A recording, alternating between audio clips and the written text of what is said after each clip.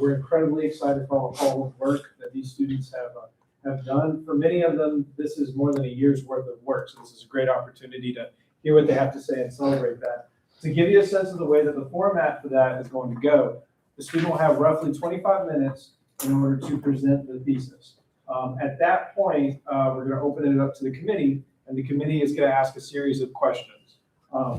And then once the committee is finished, of course, then we will open it up to the audience. So you have the opportunity during the presentation to try to develop as difficult questions as you possibly can when it gets to your portion.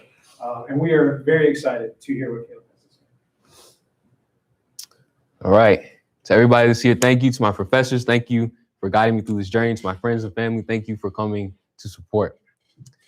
The great science fiction writer Arthur Clarke once wrote that any significantly advanced technology is indistinguishable from magic. As we look around our world today, we live in a world that has been enchanted or captivated by the magic of our digital devices, specifically our phones. I've included a couple statistics, not that I need to, because most of us are aware that many of us have an issue, but here are some relevant statistics. 46% of Americans consider themselves to be addicted to their phones. On average, Americans check their phones 186 times a day. That's incredible. 41% of Americans feel a sense of panic or anxiety when their phone battery goes below 20%. The average phone time spent in America is 5 hours and 1 minute a day, which adds up to about 83 days a year. Everyone, we have an issue. How do we solve it? Before we get into the rest of this thesis, I want to describe what I mean by technology. I define technology as an artificial rearrangement of the natural elements that extends humanity's control over its surroundings. And so in some fundamental sense, you can take an example like a torch. You take a stick, dip it in tar, and light it a fire. It's very simple, but it's not something you just find in nature. And it can allow you to see in the dark, thus extending your control over your surroundings. We can extrapolate that same reasoning and logic to a flashlight. It's similar because it's not something that just occurs in nature, but it still extends your control over your environment, allowing you to see in the dark. Simple, complex, both technologies. Today, we're going to focus on digital technologies. These are unique arrangements of circuitry and screens and batteries and wires and LEDs that allow us to do various things in the physical and digital worlds. And so we have the digital mastery cycle. This is my thesis. The digital mastery cycle describes the relationship between humanity and technology in a way that sort of allows us to easily conceive of it and maybe find a way to address it and fix it. The mastery cycle and its opposite, the subjection cycle, describes the issue of technology addiction as a rift in a reciprocal partnership between technologies and their users. And like in any partnership, the solution to this rift addresses and involves both parties, the technology that we use and the people that use them. Okay, so if we're going to be discussing technology and its users, we need to have some sort of framework, some sort of way to evaluate the people using these technologies, right? And so, the technologies that we use. And so I break technologies down, specifically application technologies that you download on your phone or tablet or computer, into two broad categories. One, neutral applications. These are apps that simply lend themselves to be tools. They don't exhibit psychologically manipulative or addictive elements, and so we can just use them and disengage with them at will without any significant blowback. Take, for example, your phone calling application, or your calculator, or your note taker application. There's a reason why people become addicted to drugs or apps like Instagram and TikTok, but not their calculator. It's not the same. It's a fundamentally different type of application. And then we have persuasive apps. These are applications that do exhibit some sort of psychologically manipulative element. And there are two types of persuasive technologies. We have applications that are supportive. That is, apps that manipulate or capture our attention in a way that is beneficial to the end user. Think about apps like Duolingo, a language learning application. It motivates you using psychologically manipulative elements to continue learning the language you decided you wanted to learn. But then we have abusive applications. These apps take user psychology, take their attention, and spread it around a variety of oftentimes harmful areas. So these are fundamentally dangerous. So now that we understand how we can sort of evaluate the technology, now we need to discuss how to evaluate humanity. There should be a T there. How do we discuss and evaluate how humanity is oriented towards the real world and the technologies that they use?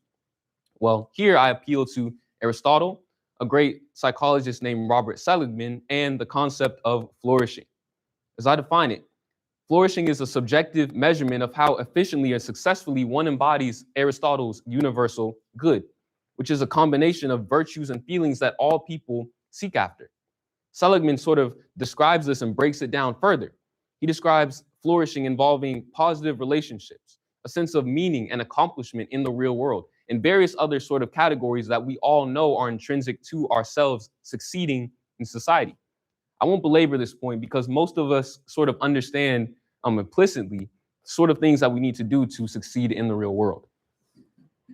And so now we're ready to address the cycles. The first cycle, the first relationship I describe as the mastery cycle.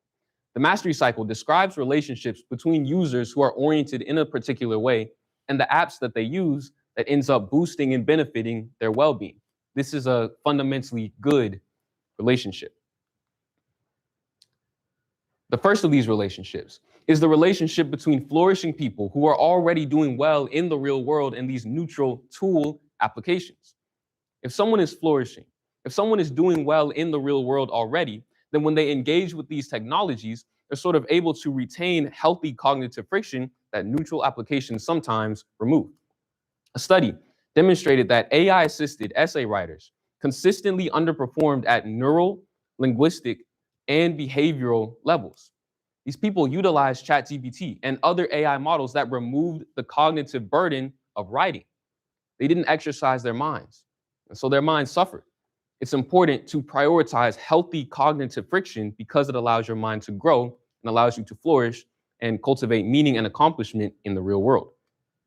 Again, neutral applications are tools. And so when utilized by people, they increase our capacity to flourish. We use calculator apps and other things that allow us to compute complex mathematical equations that allow us to do more in the real world, to calculate rocket trajectories and other such things. These can be incredibly beneficial when utilized by people who are already grounded in reality. The result of the interaction between flourishing people and neutral applications is increased healthy behaviors. They increase our agency in the real world. One study demonstrated that when college students were able to use their phones to call their moms at home while they were going through their freshman years, they exhibited significantly lower rates of heavy drinking.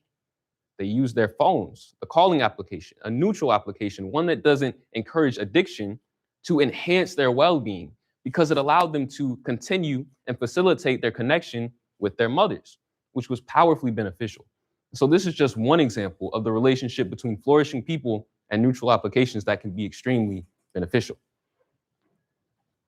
Next, we have the relationship between flourishing people and supportive applications. That is, apps that lend themselves to sort of manipulate our psychology in a way that helps us. Supportive applications.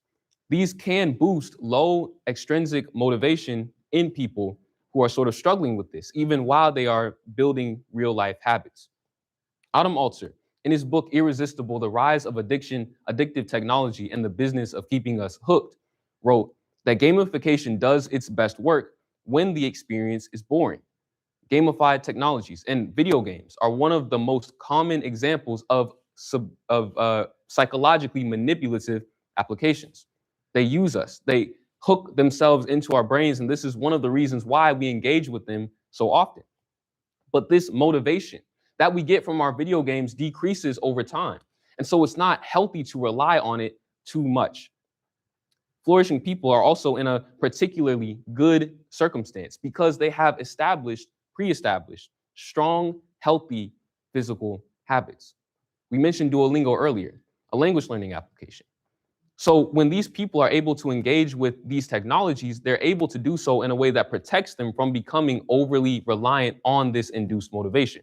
So if I think about Duolingo, if I'm already doing well, if I've already established a strong, healthy physical habit of taking 30 minutes a day and going through a language textbook and learning the hard way, Then I can sort of engage with Duolingo when my natural motivation declines, and it will thus increase my ability, my agency to continue studying by increasing my motivation using gamified methods. The third beneficial relationship of the mastery cycle that helps users retain control and boost their well-being is the relationship between languishing users and supportive applications.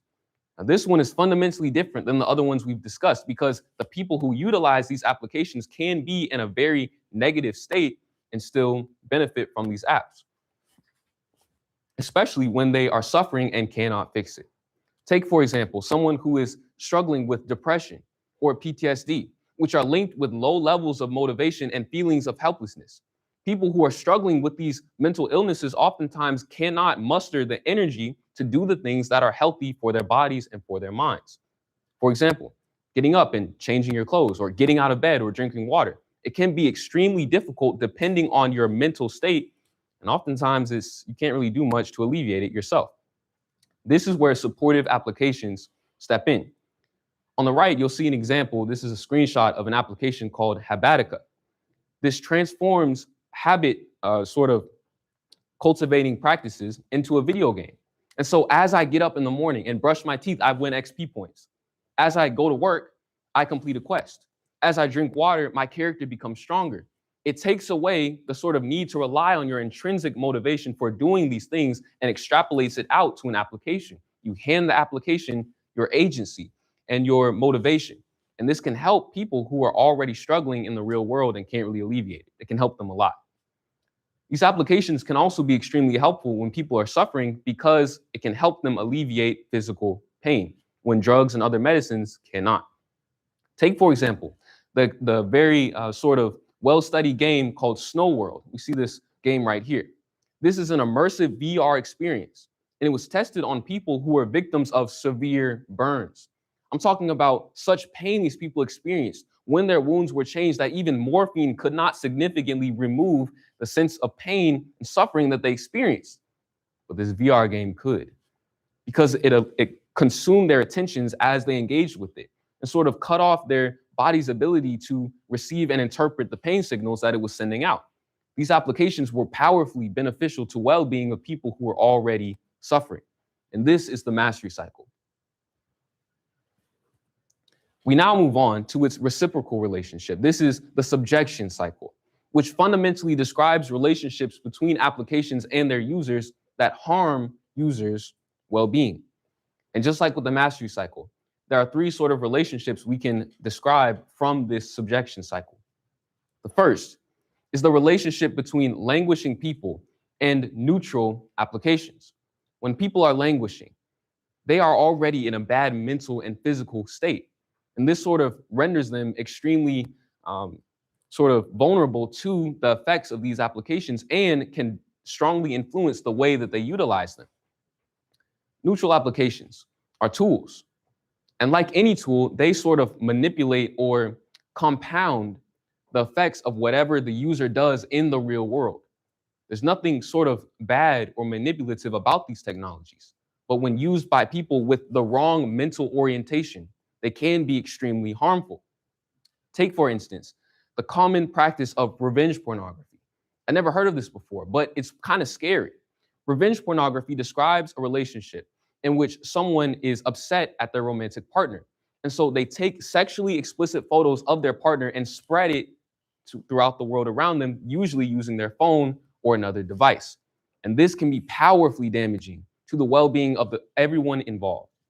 One story demonstrated in the magazine Australian Teen talked about a girl who was in high school and had something like this happen to her after she broke up with her boyfriend. She became extremely depressed, anxious, and even had to withdraw from school. This powerfully impacted her well-being and likely his own, as he faced legal repercussions from what he had done. This is just one example of the subjection cycle. There's nothing intrinsically motivating about our cameras or our photo applications that could ever motivate him to do something like this. He allowed himself to sort of act on his own ill feelings and utilize this tool to make them manifested in the real world. This was powerfully damaging. We can also take, for instance, the practice of AirTag stalking. AirTags are just simple GPS devices that can attach to your phone, your computer, your car, even your dog to track where these things are going so you don't lose them.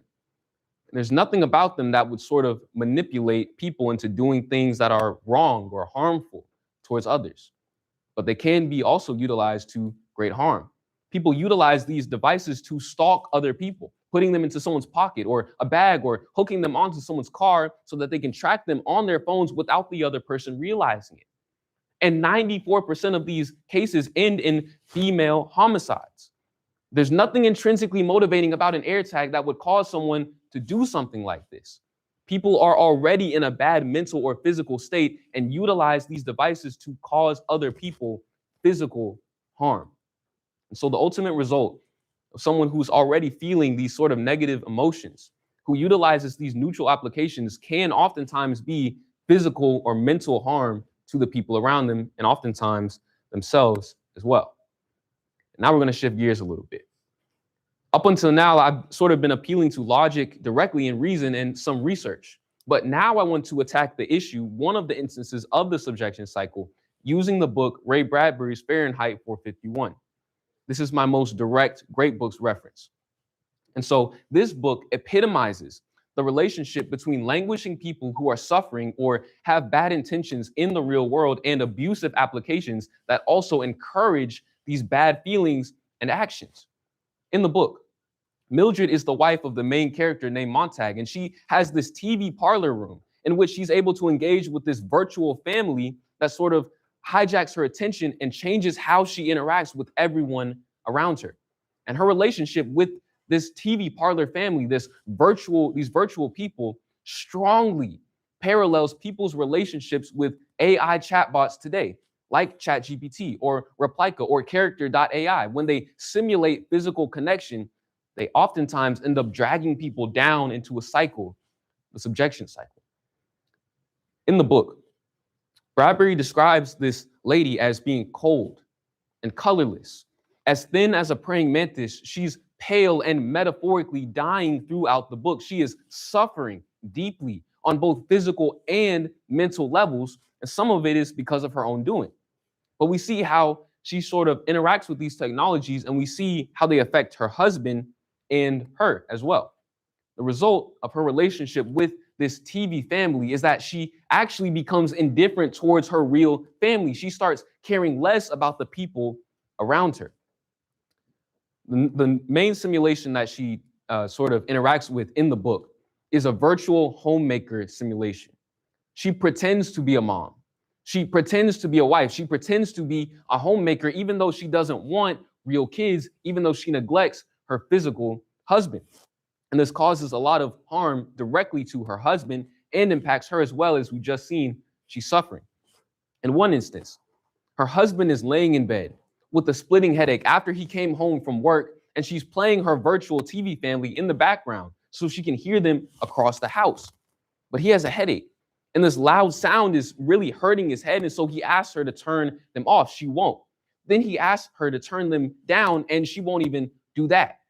Her family, this digital family, causes her to become indifferent to her own husband's suffering. They pull her away, separate her from reality. It also causes her to become extremely selfish.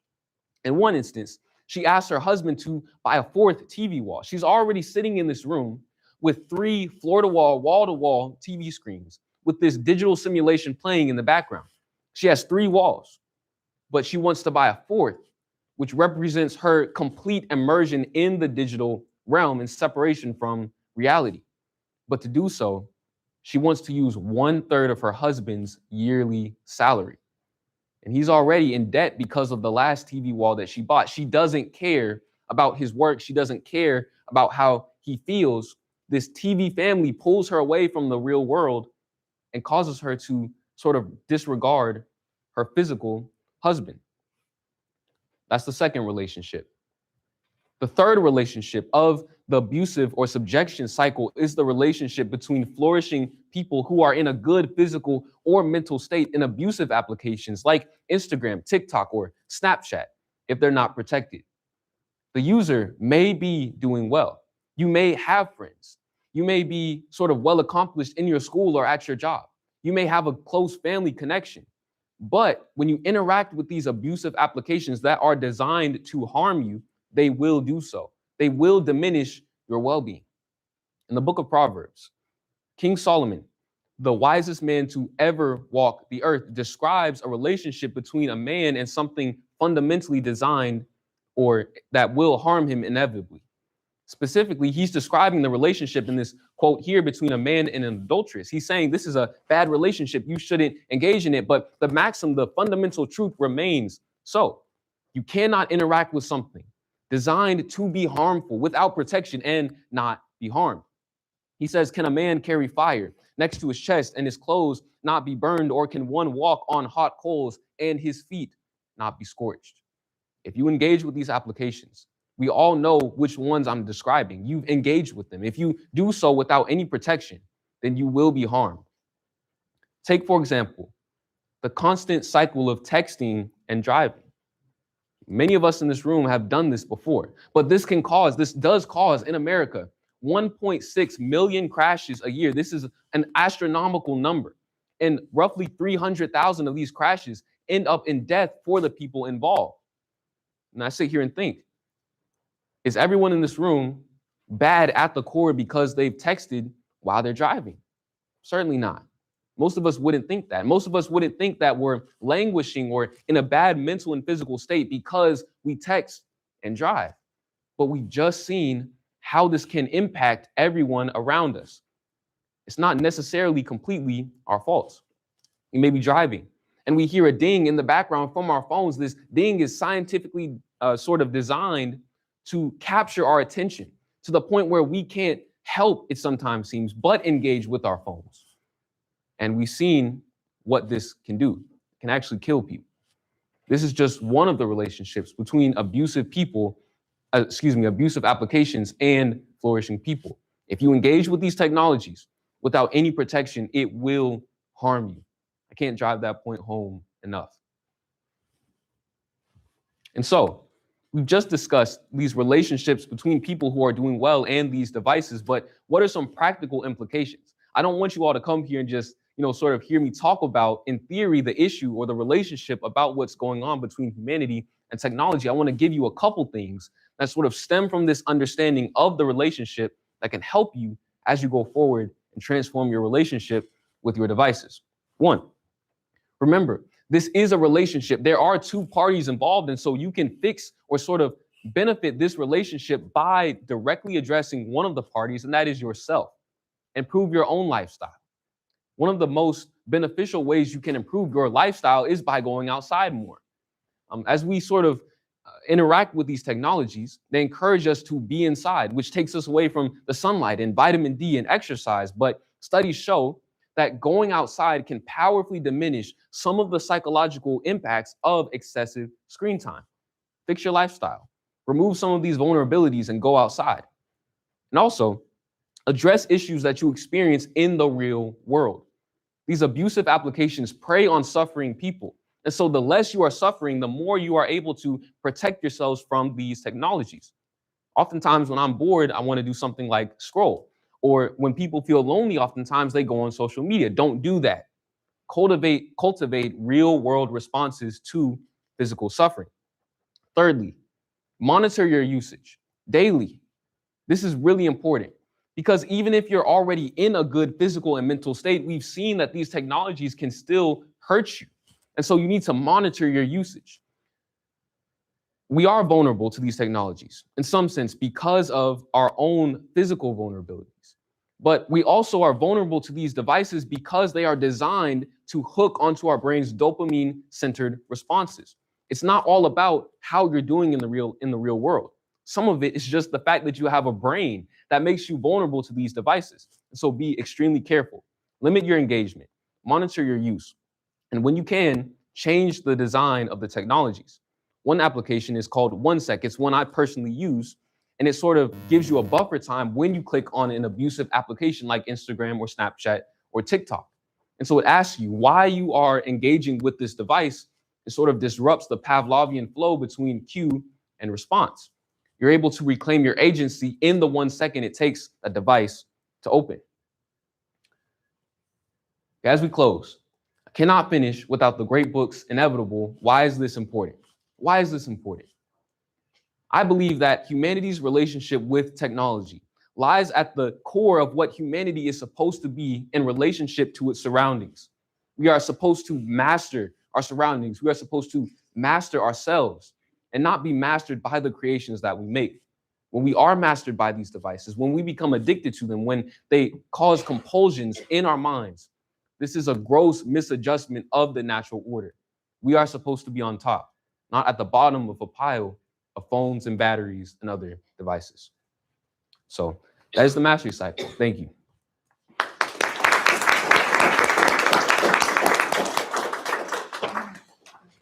Okay. All right.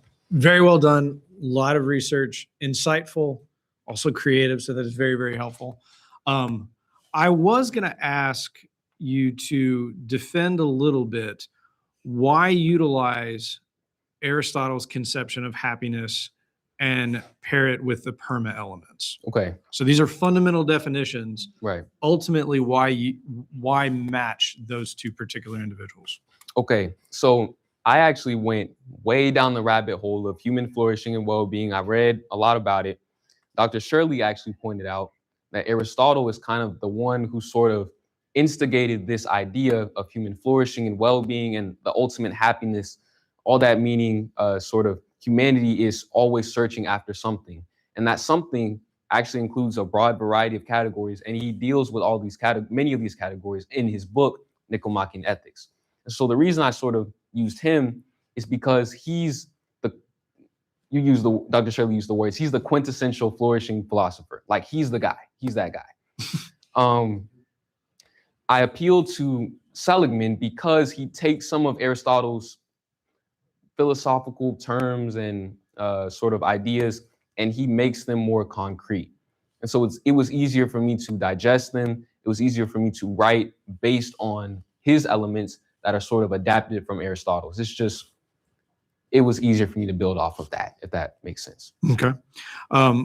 Related, how do we bridge the gap, or what do we do when those fundamental sort of definitions that we do see in Aristotle or with the perma elements are simply no longer in play as much as they used to be? And this applies both to users and also those who are creating this technology.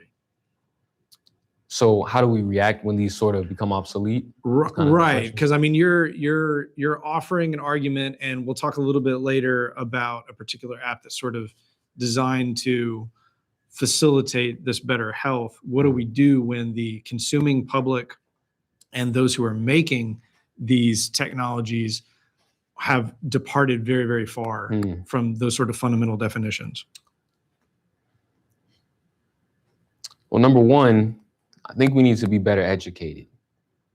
I mean, when you look at our school, I'm not the school expert, but very rarely do we talk about things like positive emotion and meaning and accomplishment in the school system.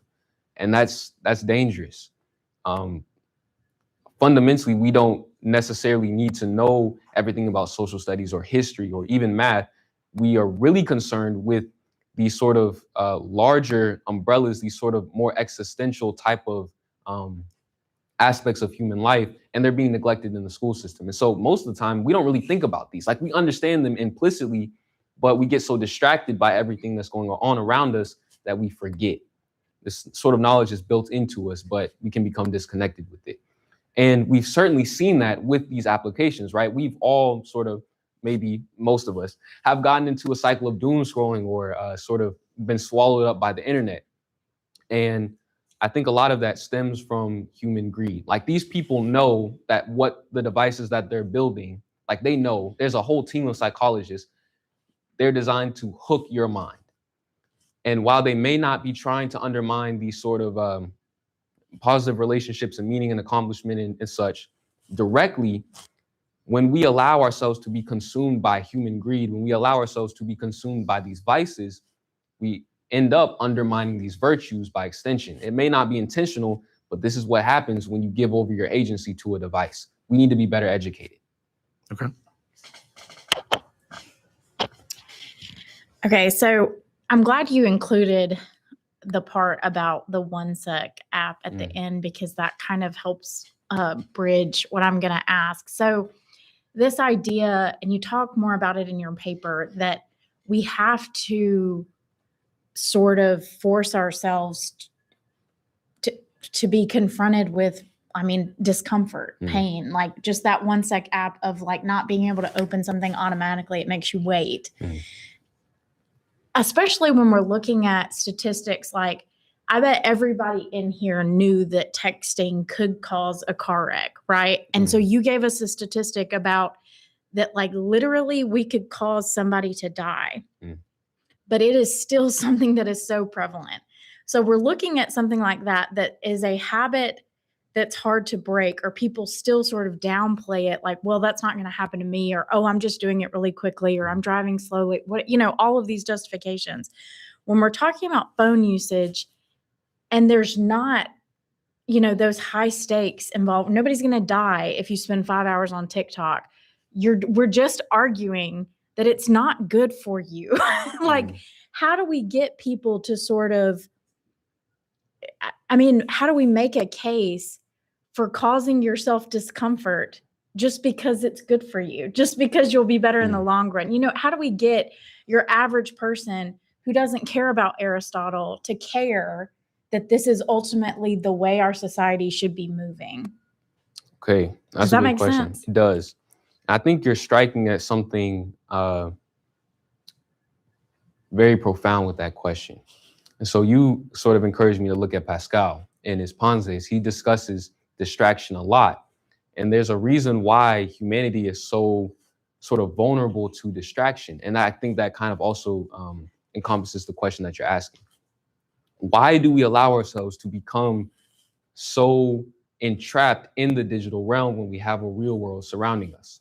Well, the real world it's difficult and painful. And in his Panzes, Pascal sort of discusses what humanity could be if it sort of broke the yoke of the distraction that we engage with every day.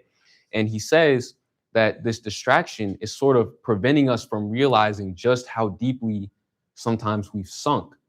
And it prevents us from realizing our separation from God and our fellow man, and a lack of meaning and purpose.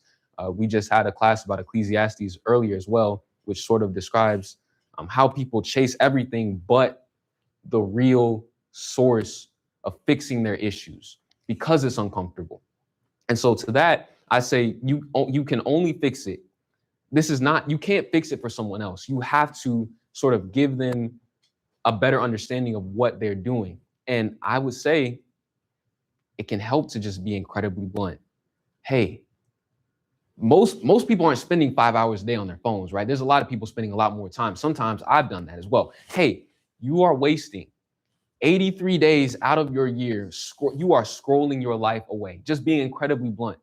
Imagine who you could become if you channeled those 83 days, right, and put them towards something productive.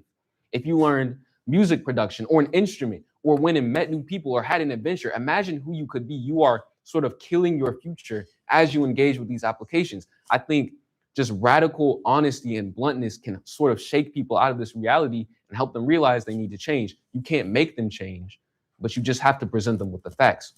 You're killing your future as you sort of allow yourself to be entrapped by these devices. I hope that answers your question. Yeah, that's really good. Okay, the other thing I wanted to ask about, at least to start, is I don't know if you saw the case that I think it was last week where Meta and Google, a woman settled with Meta and Google and won her lawsuit against them. And I think she gets $3 million because she's, I think it was about like emotional harm of her being able to, being addicted, or the harm she experienced through using these as a young child. And so I wonder, kind of, as we're looking at, okay, what do we do about it? And you give us these like great practical steps that we all individually can take. When you saw a case like that, is that something that you think, okay, that's a positive direction? Like, do you think it's worth it for the companies to be held legally accountable? Like, as you're talking about them with these very like nefarious terms, right? They're being intentionally manipulative. They're greedy. those sorts of things. Do you think that it's to the point where they should be legally held accountable?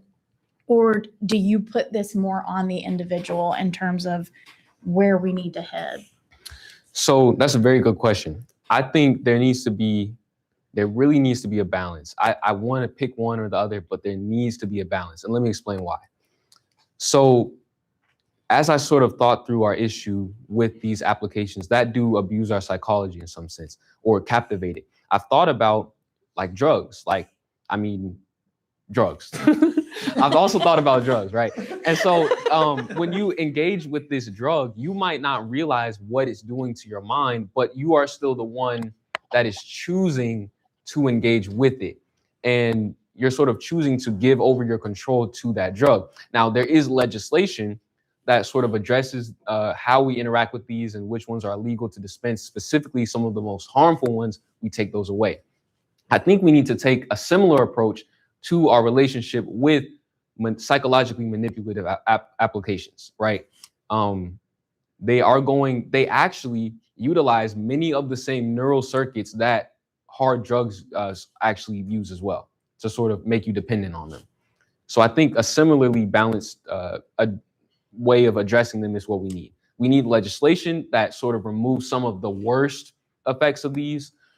People are committing suicide because Gemini or ChatGPT is telling them to do it. Like they are actively encouraging people to harm themselves, helping people commit murders.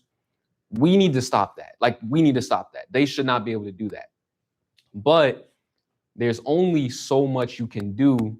Whatever technology, literally any technology you engage with will impact your psychology to some degree. And I didn't flesh this out in my paper, but that's the fundamental idea. It's not just digital. So you need to learn to control your own self and sort of pick and choose what you engage with as well. It's the law and the user. You can't address everything with the law, otherwise you'll have no technology. But you also need to protect yourself. We need to do both. Okay, good. That's good. Okay, I'm going to put Professor Harrod, you are on speakerphone. Hey, Caleb. Hey, wait 1 second. I've got to finish this text. Oh, just kidding. Hey, I've got a question. I've got a couple questions if you don't mind me asking. Number one, is there any kind of correlation between the type of applications you've looked at, like these harmful versus neutral versus positive applications? Is there any correlation between that and the monetization of those applications? And here's maybe saying it a different way. Clearly, these guys know that the harmful apps are causing harm. I mean, all these guys, when you kind of see them, they deny their own kids use of these things. And so they clearly understand the problems of them. But what is their motivation? Is it purely monetary, or is it something else that drives them to allow these types of applications to be created? So allow these applications to be created. I think it's inevitable as we sort of progress scientifically and create these newer applications that they will increasingly affect our psychology. Like we're just at the tip of the iceberg. One of the quotes I mentioned in the beginning was by, I can't remember his name now. I memorized it specifically for the first slide. The quote about the more significantly advanced the technology is, the more like magic it appears. We are going to keep advancing, and a lot of our scientific advancements, some of the engine behind that is monetary, some is curiosity. There's a lot of different things that are driving that, but you cannot stop it any more than you can stop scientific involvement and advancement. Like one day, I don't know if you all read, I like science fiction.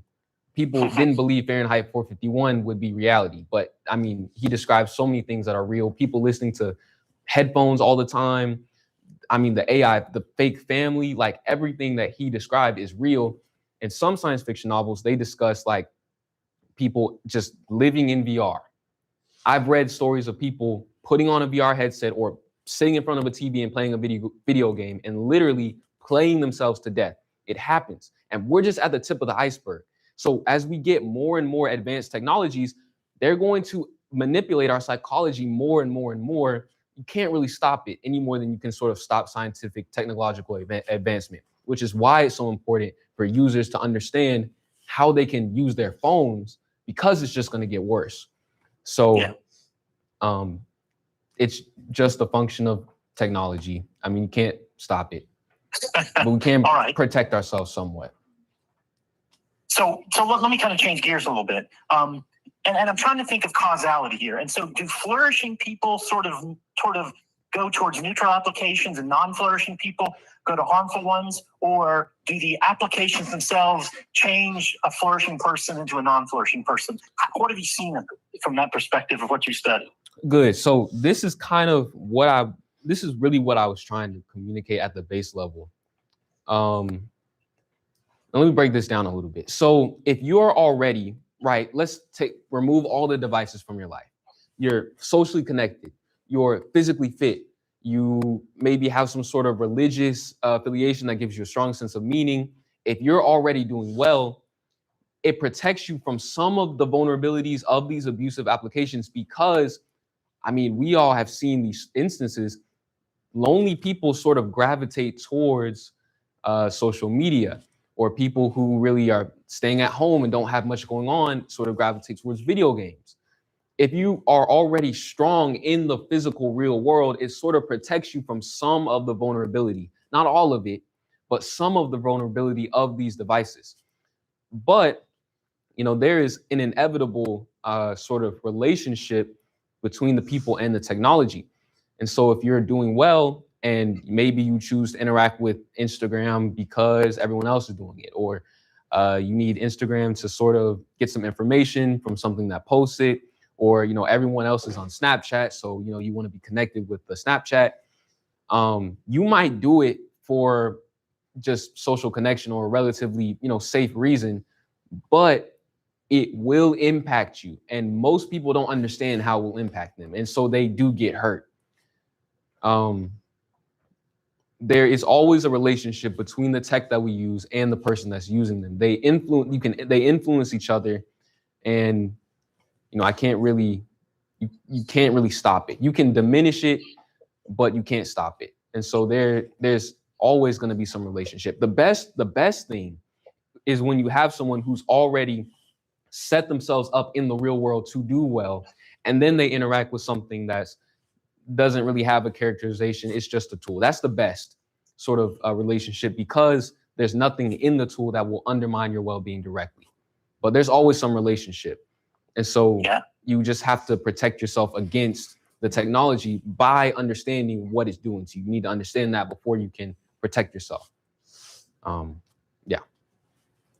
Great. Okay. Last question. You talked a lot about agency, and I really like that term and the way you're using it here. When you think about harmful applications, is that their primary tool to harm people? Is it the removal of their agency, or is it maybe something deeper, or is that really what we need to focus on? So just off the top of my head, I focused on agency mostly. Like, these applications, I mentioned the book Irresistible: The Rise of Addictive Technology and the Business of Keeping Us Hooked. There is a business for keeping your attention hooked. There's an article called Attention Economy, which describes how the world is moving away from sort of a money-based economy towards attention. Like, we pay people to wear clothes who get attention, so that other people see the clothes they're wearing, right? We're paying people because they get attention. And so, man, I think I lost the question. Can you repeat your question one more time? I think I was going somewhere. I was just talking about when you think about harmful apps, is it really the agency that they steal from the user? Is that the core problem? Right. So, okay, there's the attention, which is monetized, right? There's also, I think most of it stems from attention. And whatever has your attention changes how you act, indirectly or directly.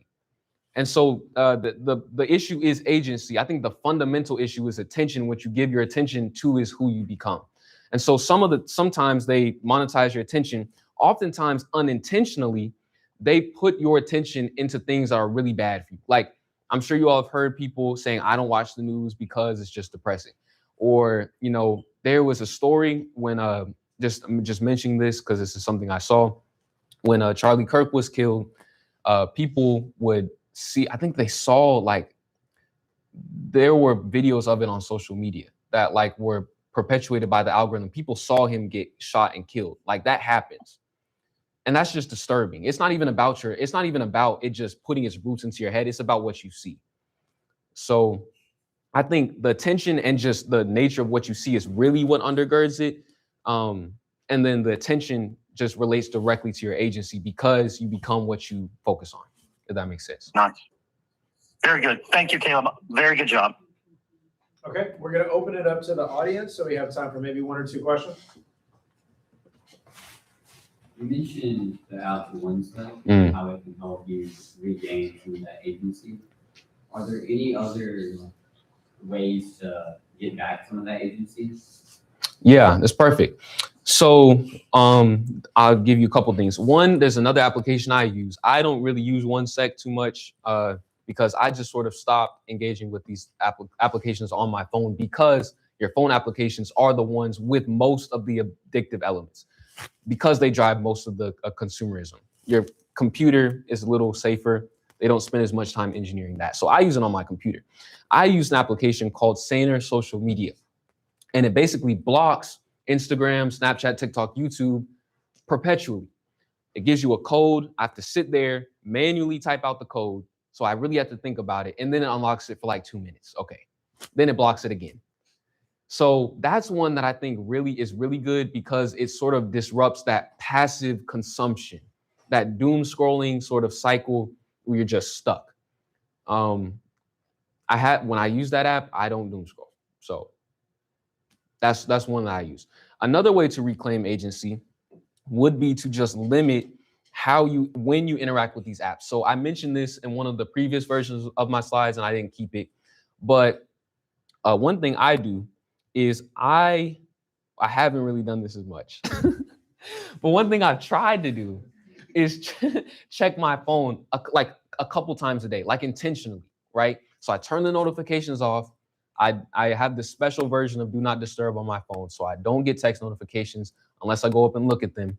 And I tried this once, I didn't keep doing it, but I still do some version of this, but I only check my phone text at meal times. So I put my family through so they could text me whenever, but everyone else I saw it at meal times. And so a lot of times there's something called phantom notifications. People hear their phone ringing when it doesn't ring. It's happened to me because we're conditioned to want to hear that ding. And so if I know I'm only going to get notifications 3 times a day, that sort of keeps you from checking your phone 186 times a day for a potential message that's not there, right? So limiting your engagement, I'd say using some of these other applications to sort of implement blocks. Those are really good ways to protect your agency. And I'm gonna give you one more real quick. In the book Digital Minimalism, Cal Newport, he's a professor of computer science in Washington, D.C. He discussed this sort of idea of engaging with these enjoyable applications to another real world practice that's healthy. So maybe you don't watch YouTube when you're by yourself at home because YouTube has cliffhangers. Every show ends on a cliffhanger. So and then the auto plays the next one. You just end up sitting there all day. Okay. That's one example of the abusive elements that I'm discussing. So maybe you watch YouTube with other people. So you're not huddled in your room, by yourself. Let me not keep going because that's gonna sound bad. Maybe you're not by yourself, watching Netflix in the dark. You attach it to something else that's fundamentally healthy. Other people are there. It kind of transforms that addictive experience into something that still manipulates your psychology, but it's also healthier. Being with other people establishes natural breaking points that these applications try to remove. Someone has to get up to use the bathroom, goes to eat. So engaging with other people or other, healthy behaviors while you do these things, downloading applications like Saner Social Media, and checking a couple times a day. Those are some good ways I think will help you a lot, or anyone a lot. So Maybe a quick one. Okay. I don't know how quick this is going to be. Okay. But I'll try. you kind of talked about education in schools like very briefly. Mm. And I was curious about your opinion on the tension in the school system right now with like phones in the classroom. I know like when my brother went to Blue Tech or whatever, right as he was like a senior or leaving, they started making students buy little pouches that they would have to put their phones in, and it would lock. And at the end of the day, the teacher would unlock it and they could get their phones back out. And that caused like a huge stir with students. Yeah. Because on one hand, there was like, oh yeah, you have your phones during class. Obviously, it's going to help foster focus and keep the school area distraction free.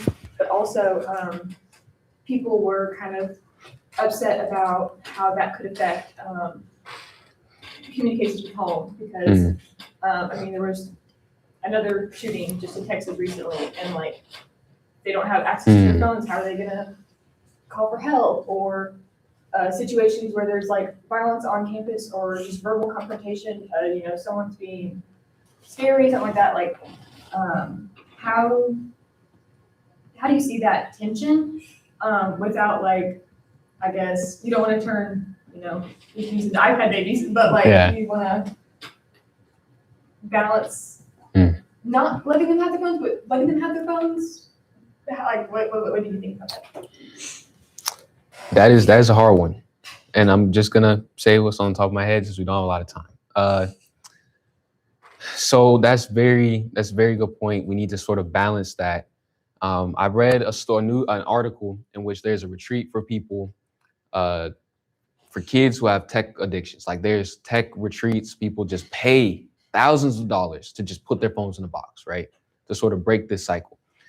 One of the things they do with these kids is they just tell their parents, if you want something, there's a central phone you can call, then we can put you in touch with your kids. They'll write you a letter every day. They won't have their phones. And it helps. So I think we do want to limit our engagement with these phones. I'm not quite sure how to balance that, if I'm just being honest, because it is a legitimate concern, right? If someone is shooting and you need to text your kids to let them know. But I'm not sure. Maybe there's a lockdown app we can put on the phone. Like maybe I could build this. I don't know.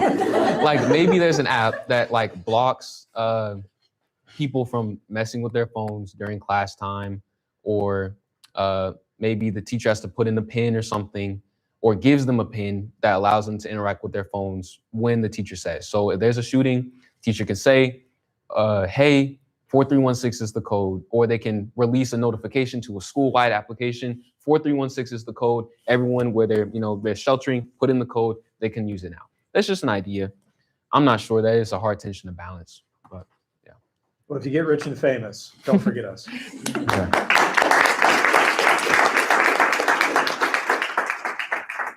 All right, don't disappear. Committee's got to go away for a few minutes, but we'll come back.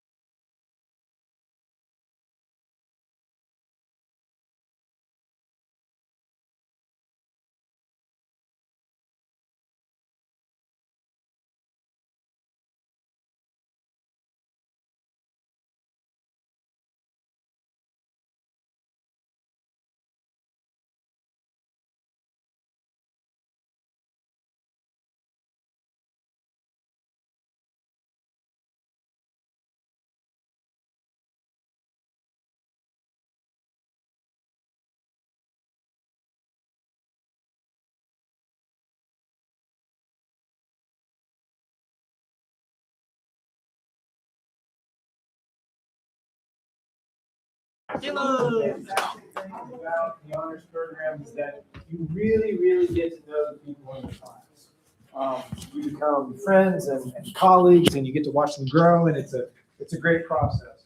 At the end of every DB class, the students are able to provide words of honor to their fellow classmates, and so the faculty want to be able to do this as well. So, Caleb, your earnest pursuit of excellence on so many fronts, from poetic to practical, distinguish you greatly, exemplifying that marvelous side of virtue of which Marsilio Ficino speaks, which bears no further need for our persuading words, as the vision itself will persuade more quickly than can be conceived.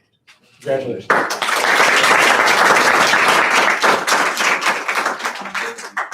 right, we're going to do what Jade wants us to do.